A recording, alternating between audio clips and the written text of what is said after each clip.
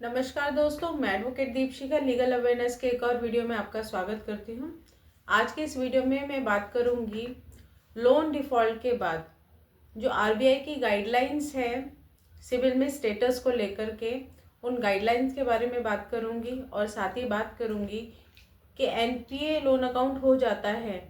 तो क्या होता है, अगर राइट ऑफ का जो स्टेटस आता है उसका क्या मतलब होता है, और साथ ही विलफुल डिफ़ॉल्टर क्या होता है। इन सारी चीज़ों को लेकर के हम डिस्कस करेंगे। इसके साथ साथ हम डिस्कस करेंगे लोन सेटलमेंट को लेकर के कि लोन सेटलमेंट होता है तो सेटलमेंट को लेकर के क्या स्टेटस आता है, क्योंकि मैंने देखा है कि बहुत सारी कन्फ्यूजन जो है लोन डिफ़ॉल्टर के मन में कहीं ना कहीं इन्हीं चीज़ों को लेकर के आती है कि लोन अकाउंट एनपीए हो जाएगा तो क्या सिचुएशन होती है, राइट ऑफ में हो जाता है लोन अकाउंट तो उसका क्या मतलब होता है, और राइट ऑफ होने के बाद में सेटलमेंट होता है नहीं होता है। तो चलिए वीडियो को शुरू करने से पहले वीडियो को लाइक कर दें, चैनल पे नए हैं तो चैनल को सब्सक्राइब करके बेल आइकन जरूर दबा दें, और साथ ही इस वीडियो को शेयर कर सकते हैं ताकि जिनको भी ज़रूरत हो इस वीडियो के माध्यम से उनके भी डाउट्स क्लियर हो सके। तो चलिए स्टार्ट करते हैं। सबसे पहले लोन अकाउंट जब आपका एनपीए हो जाता है तो उसका मतलब क्या होता है। लोन अकाउंट एनपीए मतलब सबसे पहले नॉन परफॉर्मिंग एसेट इसका फुल फॉर्म है, और इसको नॉन परफॉर्मिंग एसेट क्यों कहा जाता है। जब आपका लोन रेगुलर चलता है, जब आप टाइमली ईएमआई अपने भरते रहते हैं या फिर आपके जो भी क्रेडिट कार्ड का बिल है वो पे करते रहते हैं, तो आपका लोन अकाउंट जो है वो रेगुलर रहता है, उसमें कोई डिफ़ॉल्ट नहीं रहता। बट किसी न किसी कारणवश कई बार ऐसा देखा गया है कि जो बोरोअर है वो कई विषम परिस्थितियों के चलते अपना जो लोन है उसकी ईएमआई टाइम से नहीं भर पाते या डिफ़ॉल्ट कर जाते हैं, और ऐसी परिस्थिति में अगर आपका जो लोन अकाउंट है वो 92 डेज तक रेगुलर डिफ़ॉल्ट रहता है तो आपका लोन अकाउंट एनपीए हो जाता है। यानी कि बैंक के लिए वो जो एसेट है वो परफॉर्म नहीं कर रहा है, यानी कि बैंक को उससे जो प्रॉफिट मिलना होता है वो प्रॉफिट उसे नहीं मिल पा रहा है। तो जब वो प्रॉफिट नहीं मिल पा रहा होता है तब उस लोन अकाउंट को बैंक जो है एनपीए डिक्लेयर कर देती है। अब एनपीए डिक्लेयर करने के बाद होता क्या है कि एनपीए डिक्लेयर करने के बाद बैंक जो भी लोन की रिकवरी है उसका प्रोसीजर फास्ट कर देती है, लीगल एक्शन लेना शुरू कर देती है। उससे पहले तक लोन अकाउंट आपका रेगुलर हो सकता है, लेकिन लोन अकाउंट एनपीए होने के बाद बैंक कहीं ना कहीं टोटल आउटस्टैंडिंग जो भी आपका लोन होता है उसे रिकवर करती है। उससे पहले पहले आपके जो भी ईएमआई डिफॉल्ट्स होती है उनको आप क्लियर करके भी रेगुलर कर सकते हो। अब बात आती है आपका लोन अकाउंट राइट ऑफ कब होता है, 180 डेज या फिर उससे अधिक दिनों तक अगर लोन का भुगतान नहीं किया गया हो, तो ऐसे में जो आपका लोन अकाउंट है वो राइट ऑफ कर सकती है बैंक। और कई बार ऐसा देखा गया है कि जो छोटे छोटे लोन्स होते हैं और छोटी छोटी एनबीएफसी कंपनीज जो होती हैं वो लोन अकाउंट आपका राइट ऑफ किन परिस्थितियों में कर देती है। कई बार वो अदर कंपनीज को अपना जो एसेट है वो सेल कर देती है राइट ऑफ करके, ताकि जो उनका अपना जो बुक है, जो भी उनका एनपीएस अकाउंट है उसको वो रिमूव कर सके। वो अपने जो भी लेजर अकाउंट है उसको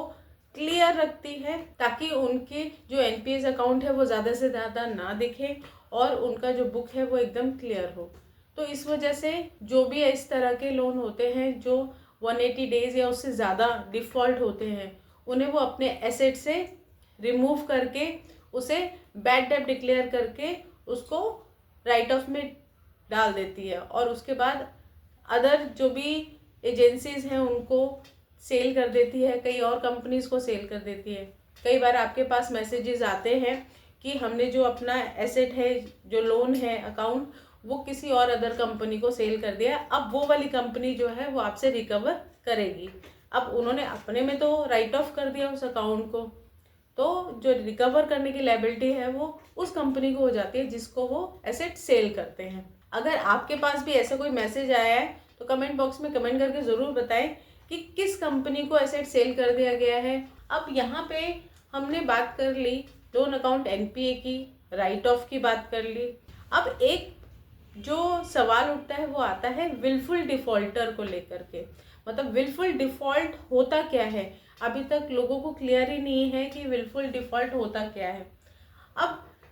कोई भी अपनी लोन की ईएमआई इंटेंशनली नहीं भर रहा है, मतलब उसके पास पैसे हैं, उसके पास पे करने की कैपेसिटी है, पर वो पे नहीं कर रहा है, ये विलफुल डिफ़ॉल्ट में आता है।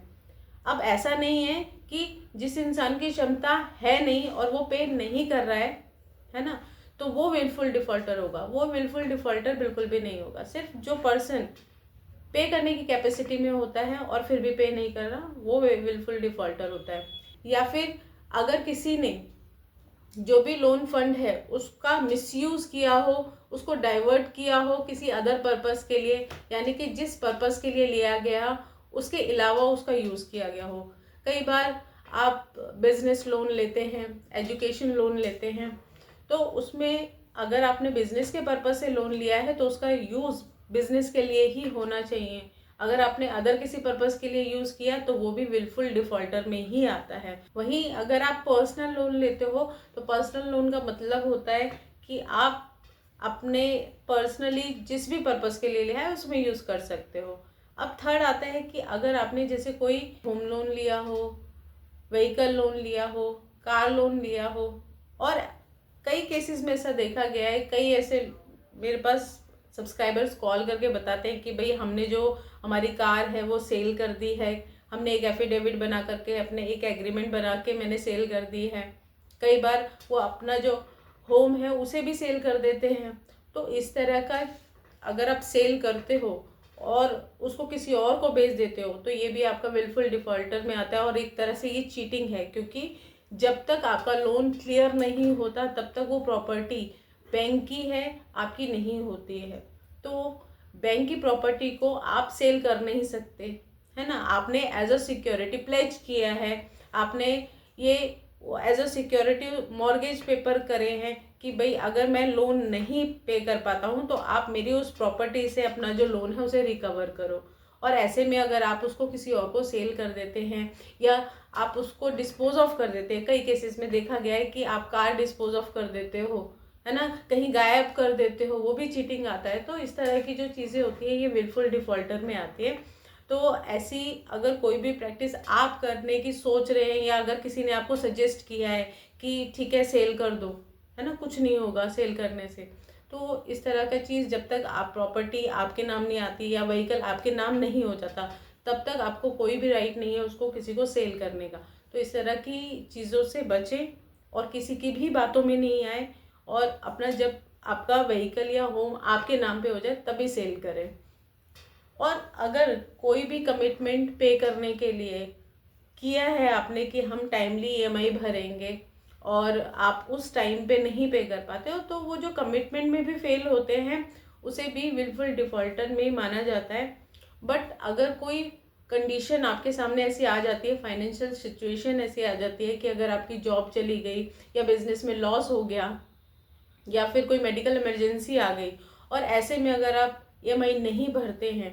तो वो आपका विलफुल डिफ़ॉल्ट में नहीं आता है, क्योंकि यहाँ पे आपको नहीं पता कि आपकी ये सिचुएशन फाइनेंशियल क्राइसिस अचानक से आती है। जॉब अचानक से चली गई, बिजनेस में लॉस हो गया, पता नहीं था आपको कि फ्यूचर में बिजनेस में लॉस हो सकता है या जॉब जा सकती है या कोई मेडिकल इमरजेंसी आ सकती है। तो ऐसे में अगर आप बैंक को इंटीमेट कर देते हो कि हम विलफुली नहीं ये चीज़ कर रहे हैं क्योंकि फाइनेंशियल क्राइसिस है, मेडिकल इमरजेंसी है जिसके चलते हम डिफ़ॉल्ट कर रहे हैं, और बैंक को इंटीमेट कर देते हो, तो वो विलफुल डिफ़ॉल्ट में नहीं आता है। इसलिए कभी भी आपके सामने ऐसी कोई सिचुएशन आती है कि आप ईएमआई भरने में सक्षम नहीं है या आगे आपको लग रहा है कि ईएमआई डिफ़ॉल्ट होगी,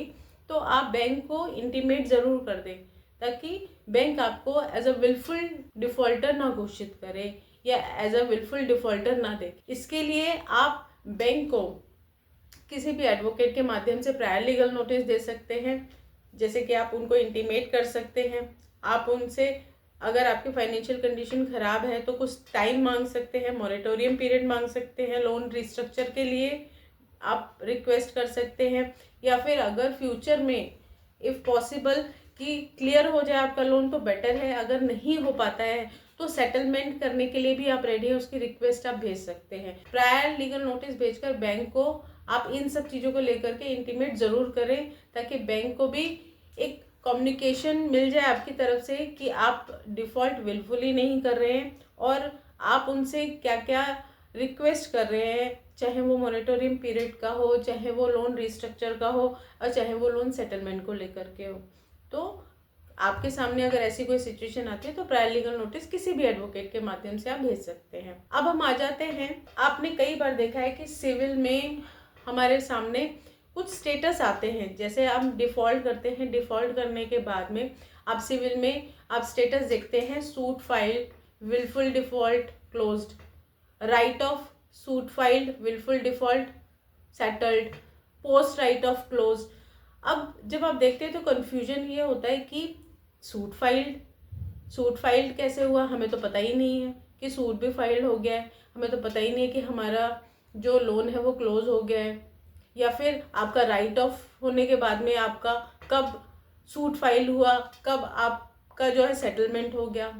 और पोस्ट राइट ऑफ क्लोज का क्या मीनिंग है। तो आगे मैं क्लियर करूँगी इन सभी जो सिविल के स्टेटस हैं उनके बारे में कि ये इनका क्या मीनिंग होता है। एक एक करके हम क्लियरली इन चीज़ों को क्लियर करेंगे कि ये जो स्टेटस में लिखा होता है इसका मतलब क्या होता है। इसके लिए आप चैनल को सब्सक्राइब करके ज़रूर रखें, क्योंकि मैं आने वाले वीडियो में आपको क्लियरली बताऊंगी कि इन सभी स्टेटस का मीनिंग क्या होता है डिटेल में, ताकि आपको भी क्लैरिटी हो कि इसका मतलब क्या है। और अगर अभी तक वीडियो को लाइक नहीं किया है तो वीडियो को जल्दी से लाइक कर दीजिए। वीडियो को अंत तक देखने के लिए बहुत बहुत धन्यवाद। आज का वीडियो यहीं तक। नमस्कार।